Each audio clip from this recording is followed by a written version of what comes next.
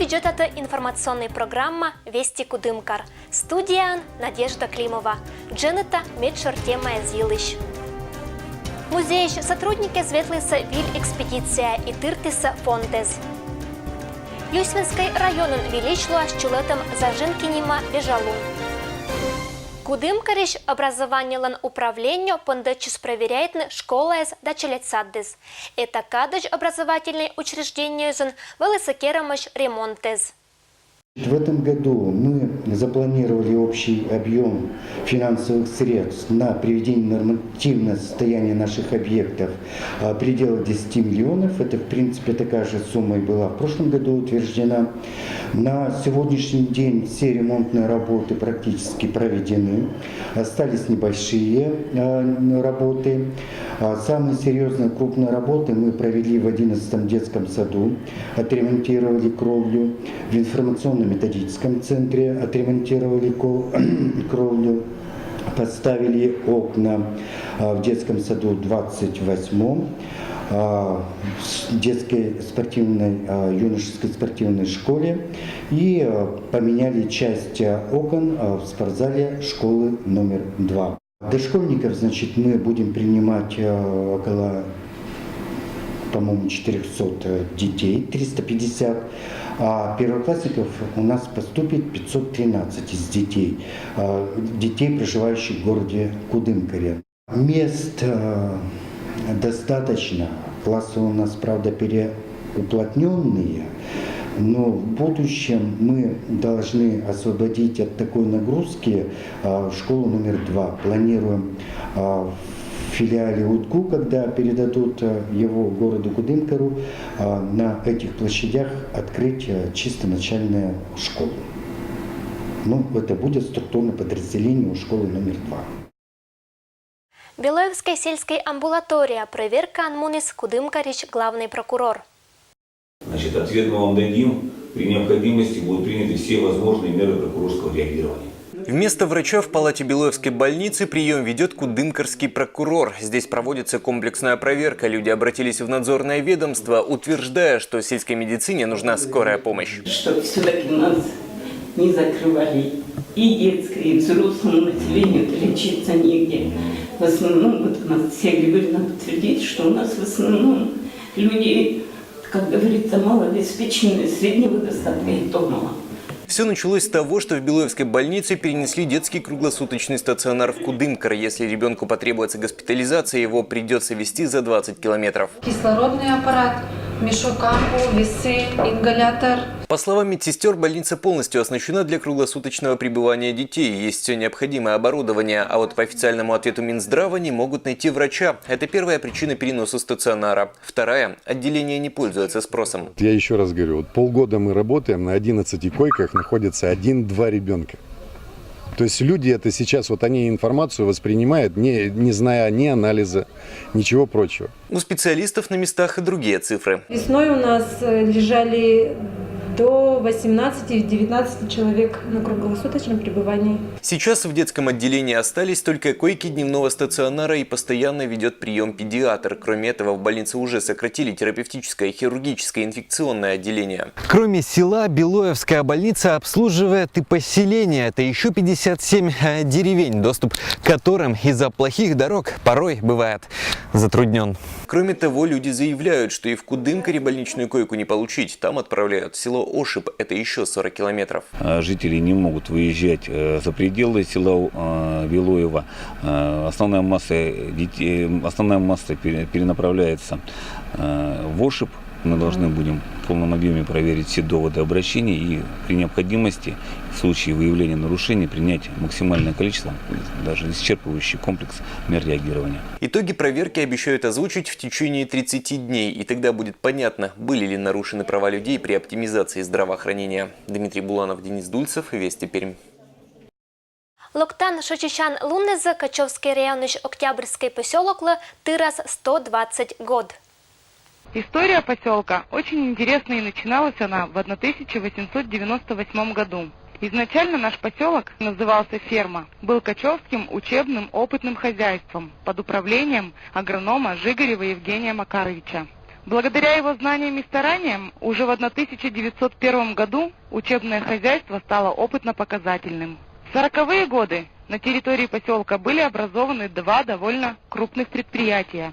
С сентября 1940 года был образован Качевский леспромхоз, который занимался заготовкой леса. А с января 1942 года при нем был организован Качевский ОРС. В его обязанности входило обеспечение работников леса продовольствием, промышленными товарами и хлебом.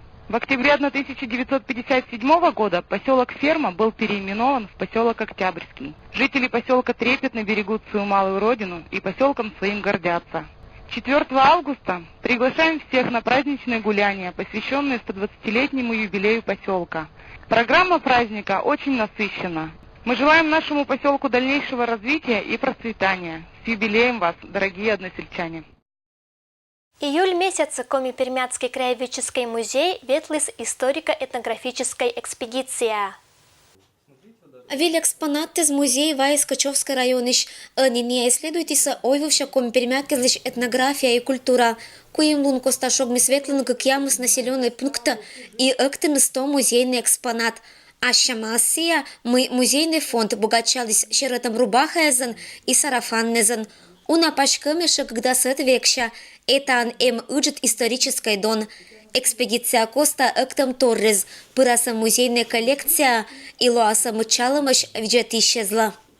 Мы последние годы исследовали Гаинский район, там практически побывали почти во всех населенных пунктах, заброшенных поселках, деревнях, селах. Ну а сейчас вот последняя экспедиция она прошла в Качевском районе, где мы исследовали 8 населенных пунктов. Экспедиции у нас комплексные, они называются историко-этнографические, потому что мы сразу исследуем очень много тем. В первую очередь нас интересует предметный мир. Конечно, это этнография, это исчезающие предметы. К сожалению, с каждым годом предметов этнографии становится все меньше, меньше и меньше. Самые интересные, так скажем, вещи, это опять же предметы этнографии. Там был найден детский стульчак, привезли. И это предметы одежды.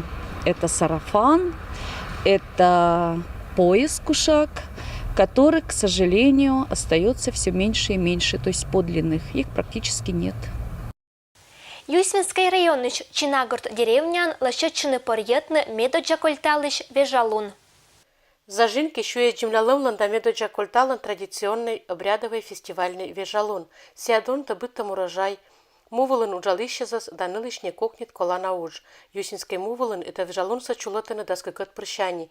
А того медоджаиш гэщезас панталас пуиш керам чина. Кадашань одер преданию щерты и пондачис Чинагорд деревня. Мувылын уджалыщезла добыттам шуезла кожналым вежалун пыр чулетча колхоз совет эспакалан отцет дырни. Вежалун вылын быть желающий вермас приметное участие ваш старинный способен шуез вундемын. Посады шолыщез мычаласа кыч оджик вундиса шуеса чарлаан. Да, вишташаса народной приметой за традиция изъелыш, каднавылыса етымыш годлын это каткат. Сиджа вежалун коста пондаса чулетчина быткать конкурсез, чилять пондарсаннез дауна быткать мероприятиез. 4 августа в деревне Чинагорд Юстинского района Архангельского сельского поселения на полях СПК «Колхоз-Совет» пройдет в 12-й раз праздник зажинки Медоджа-Кольта.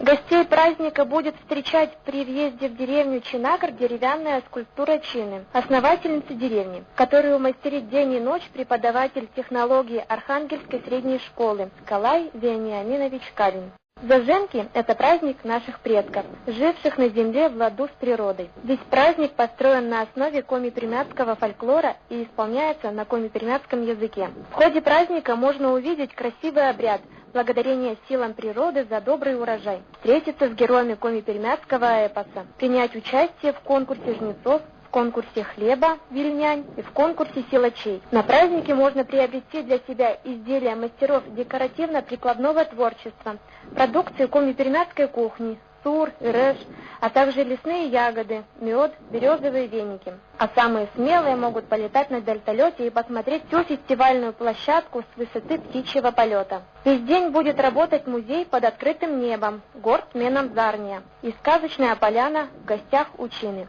Всем гостям будут продемонстрированы возможности новой современной сельскохозяйственной техники СПК колхоза «Совет». А еще на главной сцене пройдет показ современной стилизованной коми-пермяцкой одежды и аксессуаров. Приглашаем на обрядовый праздник Медоджа Кольта ценителей коми-пермяцкой культуры. И не только жители Коми-Пермяцкого округа и Пермского края, но и представители родственных финно-угорских народов Аджишлатач, Миян, Вежалун, Вылын. Гожумща жар лунне за отир уна юоны. Кинка просва мукадыс небаны магазины зиш юаннес. Но медбурас когда лащетам аскезен гортен. Мысачем чайный гриб и миенсия полезный. Это елыш оджланча чужетен. Чайный гриб ледище народный юанан. Кариш олыч Любовь Афанасьевна кересьячис гортас. Немщекадыс этанан абу. Да и кад унаосков, торе чаинка. Надо вложить 6 столовых ложек сахарного песку. Теперь я это перемешаю. Сейчас я туда положу 2 чайных пакетика.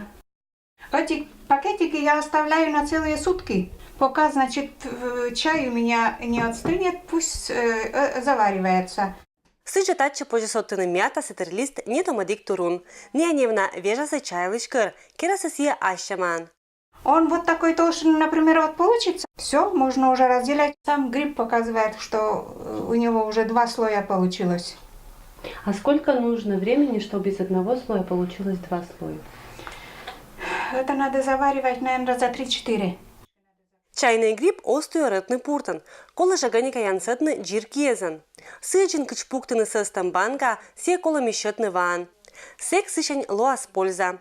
Это жлыдя не джир Любовь Афанасьевна, но и вешка ты исчез. Этшем грибы свалитаться отерла вашка оттыщань, се быттыса азиатской странаезен, вешка тыса суоцетен у нашого тез. Это газированный безалкогольный напиток, который содержит в своем составе много биологически активных веществ, витамины группы В, большую группу В, В1, В2, В3, В6, В12, обязательно витамин С и пищевые ферменты. И самое интересное это то, что улучшает систему кровообращения, текучесть крови улучшает, то есть борется как бы с инфарктом и с инсультом.